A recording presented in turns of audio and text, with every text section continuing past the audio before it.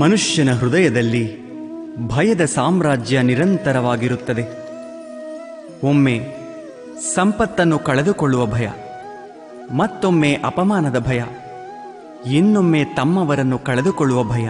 ಆದ್ದರಿಂದ ಭಯದ ಇರುವಿಕೆ ಸ್ವಾಭಾವಿಕ ಎಂದೇ ಅನಿಸುವುದು.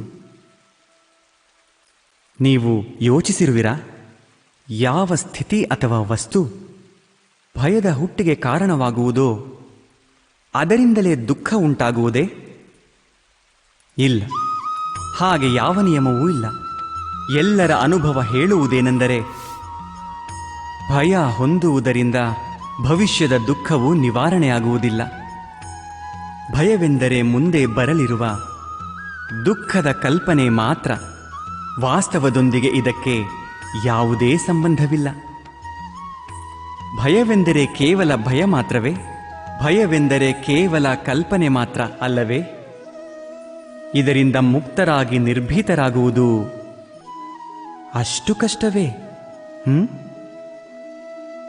ಅವಶ್ಯವಾಗಿ ಯೋಚಿಸಿ ನೋಡಿ.